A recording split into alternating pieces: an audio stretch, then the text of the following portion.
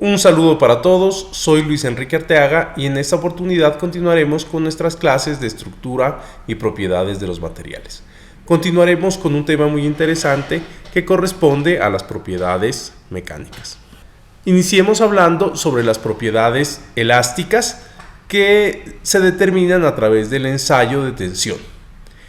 Algunas de las características o propiedades que podemos identificar corresponden, en primer caso, a la rigidez. La rigidez de un componente es proporcional a su módulo de elasticidad o módulo de Young. También depende de las dimensiones de los componentes. Un componente de las mismas dimensiones que sea sometido a la misma condición de carga va a poseer una menor deformación si presenta un mayor módulo de elasticidad, como lo podemos ver en la figura donde se compara la deformación del acero y el aluminio a una condición de esfuerzo de 206.8 psi. Observamos que la deformación del acero es 3 veces menor que la deformación del aluminio ante una misma carga, y que ese menor valor de deformación se debe a la mayor pendiente o el mayor módulo de elasticidad que tiene el acero con respecto al aluminio. Otra propiedad muy importante es la tenacidad a la tensión. ¿A qué nos referimos con tenacidad? La tenacidad se define como la energía que absorbe un material antes de fracturarse y en algunas ocasiones se mide como el área bajo la curva de esfuerzo-deformación. Entre mayor energía pueda absorber un material antes de fracturarse, consideramos que es un material más tenaz. En ese sentido, la tenacidad es importante debido a que nos ayuda a soportar con mayor facilidad cargas cíclicas. Por ejemplo, en el caso de los engranajes, la estructura interna del diente se trabaja con un material como el acero que presenta una alta tenacidad. Sin embargo, para soportar los esfuerzos superficiales y el desgaste, la superficie externa del material se somete a un tratamiento térmico que cambia su microestructura y le permite soportar estas condiciones de trabajo. Sin embargo, la tenacidad de esta superficie es mucho menor debido al aumento de su dureza. En la imagen podemos observar dos gráficas de esfuerzo de formación para un material dúctil y un material frágil. Vemos que un material frágil va a tener una menor área y por lo tanto una menor tenacidad al compararlo con un material de mayor ductilidad. ¿A qué nos referimos entonces con ductilidad? La ductilidad es la capacidad de un material de deformarse de manera permanente sin romperse cuando se aplica una fuerza. Una forma muy usual de medir la ductilidad corresponde en calcular el porcentaje de elongación, midiendo la distancia entre las marcas de las probetas después y antes de la prueba. Este tipo de medición no incluye la deformación elástica que se recupera después de la fractura del material. En A podemos observar un material frágil. Vemos que en este caso la ductilidad o la deformación permanente que presenta el material es muy baja. Un caso típico podría ser el bronce. En B observamos un material con mayor ductilidad, como en el caso del acero, donde ya se observa un acuellamiento y una mayor deformación. Una falla ideal de un material muy dúctil sería como la que se presenta en el punto C. Otra característica muy importante que debemos considerar es el efecto de la temperatura. Propiedades como la resistencia a la fluencia, la resistencia a la tensión y el módulo de elasticidad disminuyen a temperaturas altas, mientras que por lo general la ductilidad se vuelve más grande. En las gráficas podemos observar cómo varían diferentes propiedades en función de la temperatura. Obviamente todo este tipo de características y de análisis surge de pruebas experimentales que se han desarrollado sobre los diferentes materiales. Algo muy importante que debemos aclarar con respecto al efecto de la temperatura es que en algunos casos el aumento de la temperatura a la cual trabajamos el material para conformarlo mediante procesos de laminado, trifilado o extrusión generan ciertos beneficios. Por ejemplo, el caso de trabajar en caliente una plancha aprovecha su mayor ductilidad y disminuye el esfuerzo o la carga que yo necesito para realizar este proceso. ¿A qué nos referimos con temperatura alta? Un material se trabaja a temperatura alta cuando se somete a temperaturas superiores a la temperatura de recristalización.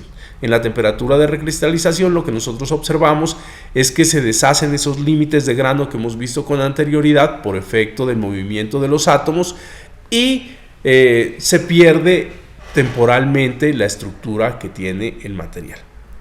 Cuando estamos trabajando a temperaturas menores que la temperatura de recristalización, aumenta la energía, pero adicionalmente conservamos la forma de grano. Por ejemplo, 500 grados Celsius es una temperatura alta para aleaciones de aluminio. Sin embargo, es una temperatura relativamente baja para los aceros. Que sea una temperatura de trabajo en frío no significa que el material va a estar frío o que lo vamos a poder tocar con las manos. Una temperatura para el acero, por ejemplo, de 120, 130 grados Celsius es una temperatura de trabajo en frío. En el caso de materiales como los polímeros, este mismo efecto se puede observar, pero a la temperatura de transición vítrea. Otra prueba muy importante para nosotros desde el punto de vista de la ingeniería corresponde a la prueba de flexión en materiales frágiles. Por lo general, en los materiales metálicos dúctil, la curva de esfuerzo de formación ingenieriles pasa a través de un máximo. Este esfuerzo máximo es la resistencia a la tensión del material. Debido a que no se considera la reducción del área durante el acuellamiento, el esfuerzo de ruptura es menor al esfuerzo máximo. En el caso de los materiales quebradizos, vemos que se pasa inmediatamente del esfuerzo máximo al esfuerzo de ruptura. No hay esa etapa de alta deformación que observamos en otros materiales. Por eso, en la figura ustedes observan que el material frágil o quebradizo tiene un comportamiento que se describe muy bien prácticamente a través de una línea recta, donde el punto final corresponde al punto de fractura. A medida que aumenta la ductilidad, observamos que la deformación del material también aumenta y se puede apreciar que el valor máximo de esfuerzo es superior al valor del esfuerzo de ruptura. Otro aspecto importante que debemos tener en cuenta es que la prueba de tensión no es muy efectiva para realizar este tipo de estudios sobre materiales frágiles. ¿Por qué se debe este comportamiento? Al hecho de que inclusive unas fuerzas relativamente pequeñas como el ajuste de las mordazas en el extremo de la probeta pueden ocasionar que un material frágil falle. Para solucionar este inconveniente, lo que nosotros hacemos es utilizar otra prueba diferente para medir esa elasticidad o esa resistencia a la tensión de los materiales cerámicos. Esta prueba corresponde a la prueba de flexión. Como ustedes pueden observar, la probeta como tal se sujeta a dos soportes y se aplica en la parte superior una carga F que lo va a flexionar.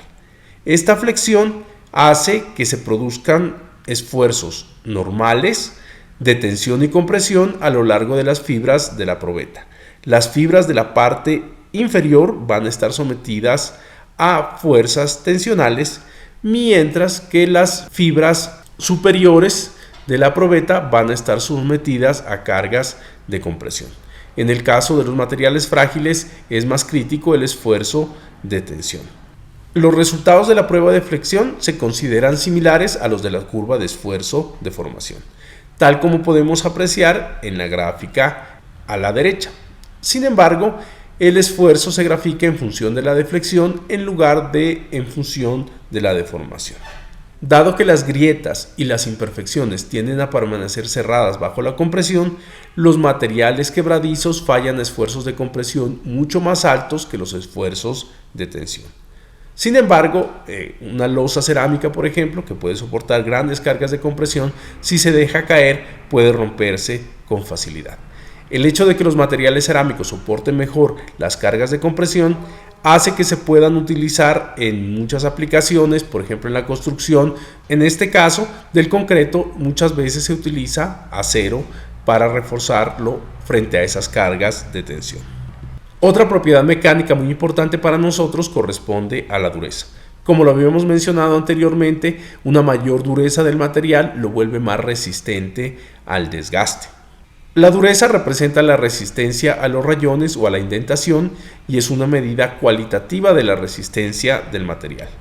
En general, las mediciones de macrodureza aplican cargas superiores a 2 newtons. Dependiendo del material pueden llegar a 500 kilogramos fuerzas. Depende también del tipo de prueba. En este sentido se han desarrollado diferentes pruebas a lo largo del tiempo, como las pruebas de dureza Rockwell y las pruebas de dureza Brinell. En la imagen podemos ver una estructura típica de un indentador.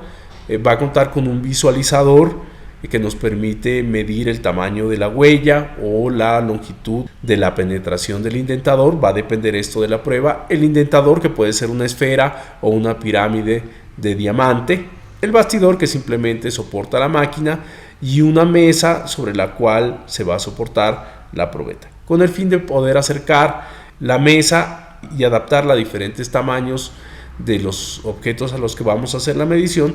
Por lo general se cuenta con sistemas de tornillo para elevarla o descender la pieza. Comencemos entonces a diferenciar algunas de las características de cada uno de los ensayos. Una prueba de dureza Brinell es una prueba de macrodureza, es un ensayo destructivo, puesto que el material, una vez probado su valor de dureza, no nos va a servir para ninguna aplicación. El valor de la fuerza se determina a través de una ecuación en función del diámetro del indentador. Lo que nosotros hacemos es medir el tamaño de la huella. Esta prueba utiliza un indentador de una esfera de acero duro, generalmente un acero carburado de 10 milímetros de diámetro. Por su parte, la prueba de dureza Rockwell utiliza una esfera de acero de diámetro pequeño para materiales blandos o un cono de diamante o braille para materiales más duros. La diferencia fundamental entre la prueba Rockwell y la Brinell es que en la prueba Rockwell lo que se mide es la profundidad de penetración del indentador, ya sea una esfera o un cono. Con el paso del tiempo se han desarrollado pruebas más sensibles para la medición de la dureza. Estas son a menor escala, afectan menos al material y corresponden a las pruebas de micro dureza. Entre ellas encontramos la prueba de dureza Nub y la prueba de dureza Vickers. La prueba de dureza Nub es una prueba que utiliza indentaciones pequeñas y por lo tanto requiere un microscopio para realizar la medición. En estas pruebas la carga aplicada es menor a 2 newton. Miren que comparado con la Rockwell, pues hablamos de unas cargas mucho más pequeñas. En estos casos se utiliza un indentador de diamante. En cuanto al indentador, la diferencia entre Nub y Vickers es simplemente la forma. En Nub el indentador tiene una forma mucho más alargada, mientras que en la prueba Vickers los lados de esa pirámide son iguales. Otro aspecto importante que debemos considerar de la prueba Vickers es su versatilidad, ya que permite hacer tanto ensayos de macro como micro dureza. Con el fin de entender mejor el comportamiento de los materiales, sobre todo a nivel del grano, se han desarrollado pruebas mucho menos invasivas y más precisas como la nanoindentación. La nanoindentación es una prueba de dureza que, como su nombre lo indica, se realiza a escala de longitud nanométrica. Esta técnica es muy importante para medir las propiedades mecánicas de películas muy delgadas, pueden ser por ejemplo tratamientos térmicos o capas de pintura, o también debido a la precisión de su posicionamiento permite realizar indentaciones para establecer la dureza dentro de un grano del material. Debido al pequeño tamaño de las secciones en las cuales se puede evaluar la dureza del material, se utilizan microscópicos ópticos o de sondeo de barril. Otra característica interesante de estas pruebas es que no solo permiten identificar la dureza, sino que gracias a que miden el desplazamiento del durómetro en el tiempo, permiten establecer propiedades como el módulo de indentación. En la figura podemos observar la indentación de un nanopenetrador de forma piramidal, que se le conoce como Berkovich, el cual es una pirámide de 3 lados. A pesar de que se parece mucho a las indentaciones de otras pruebas de microdureza, lo que la diferencia es la escala. Observemos que la figura, cada lado de la pirámide tiene 12.5 micrómetros de longitud y la profundidad es de 1.6 micras.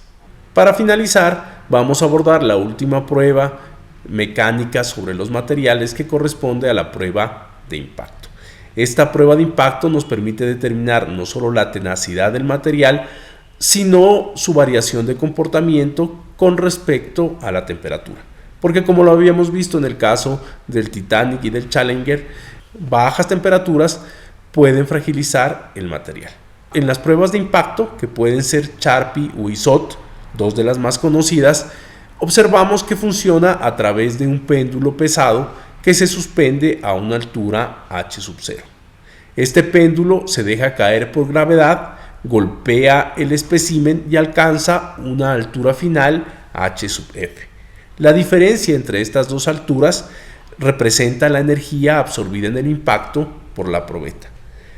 Procedimentalmente, la prueba ISOT y la prueba de ensayo Charpy son muy similares. Sin embargo, cambia la ubicación de la probeta, sus dimensiones y especialmente el hecho de que tengan o no una entalla. En el caso de la prueba Charpy, la entalla se encuentra ubicada en el centro de la probeta en forma de V. En el caso de la prueba ISOT, se pueden utilizar probetas con o sin entalla.